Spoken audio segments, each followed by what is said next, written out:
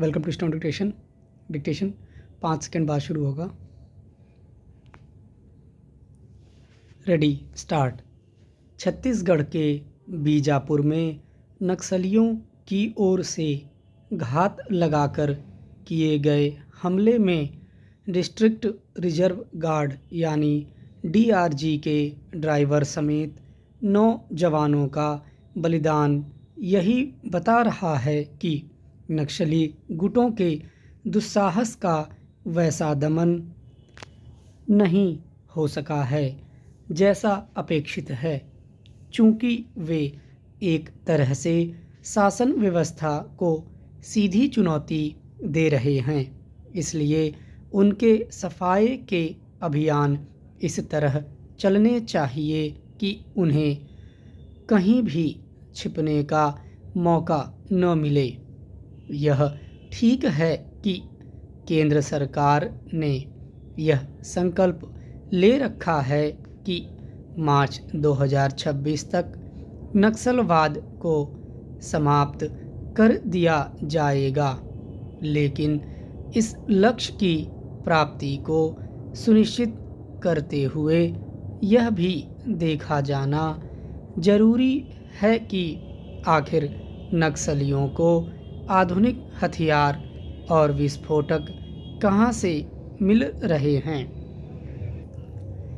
गत दिवस उन्होंने जिस विस्फोटक का इस्तेमाल कर डीआरजी की गाड़ी को निशाना बनाया, वह इतना शक्तिशाली था कि जवानों के चिथड़े उड़ गए और वाहन के परखच्चे उड़कर पेड़ पर जा टंगे। यदि यह मान लिया जाए कि नक्सली उगाही और वन संपदा के दोहन के जरिए पैसा जुटा लेते हैं, तो भी प्रश्न यह उठता है कि आखिर वे आधुनिक हथियार कहां से हासिल कर ले रहे हैं। यह तो सामने आता ही नहीं कि उन्हें घातक हथियारों की आपूर्ति कौन करता है। आखिर क्या कारण है कि तमाम नक्सलियों को मार गिराने और उनके गढ़ माने जाने वाले इलाकों में विकास के तमाम कार्यक्रम संचालित किए जाने के बाद भी उनकी ताकत कम होने का नाम नहीं ले रही हैं।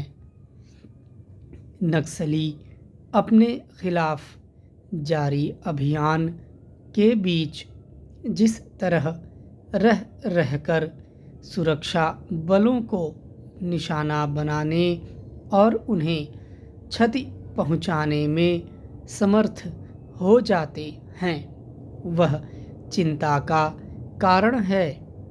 नक्सली गुटों में भर्ती होने वालों की उल्लेखनीय कमी न आने से यह भी लगता है कि आदिवासियों और अन्य ग्रामीणों के बीच उनकी पकड़ अभी इतनी ढीली नहीं पड़ी है कि उनकी जड़ें उखड़ती दिखें।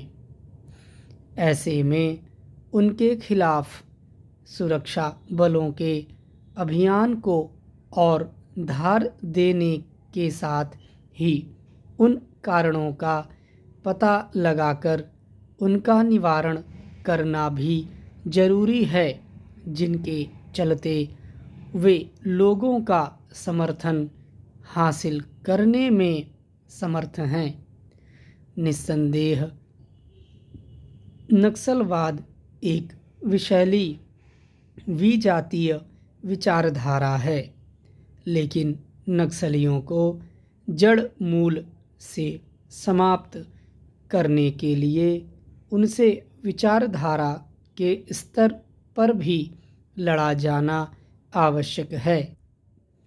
इससे ही नक्सलियों और उनके वैचारिक खुराक देने वालों के इस झूठ का पर्दाफाश किया जा सकता है कि वे वंचितों के उन अधिकारों की लड़ाई लड़ रहे हैं जो उनसे छीने जा रहे हैं। इस झूठ को बेनकाब करने के लिए यह भी जरूरी है कि आदिवासियों के नैसर्गिक अधिकार बाधित न होने पाएं। इससे ही उनका भरोसा हासिल किया जा सकता है और उन्हें नक्सलियों से दूर किया जा सकता है। दिल्ली विधानसभा चुनाव की तारीखों की घोषणा अभी नहीं हुई है, लेकिन राजनीतिक दलों की ओर से रेवड़ियों की घोषणाओं का क्रम जारी है, जो अत्यंत निराशाजनक है। आपकी महिला सम्मान योजना के जवाब में कांग्रेस ने सोमवार को दिल्ली की महिलाओं के लिए कर्नाटक की गृहलक्ष्मी योजना की तरह ही प्यारी दीदी योजना की पेशकश की।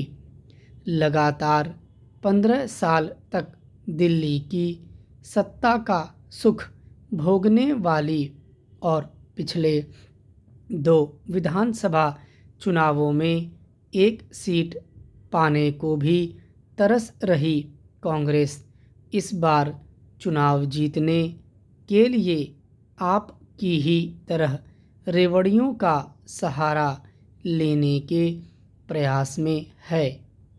ये अत्यंत दुर्भाग्यपूर्ण है कि विधानसभा चुनाव में वायु प्रदूषण, यमुना का प्रदूषण, यातायात जाम, दिल्ली का समग्र विकास व इस जैसे कई बड़े मुद्दे किनारे कर राजनीतिक दल रेवड़ियां बांटने में जुट गए हैं। अब कांग्रेस भी आपकी राह पर चल ही पड़ी है।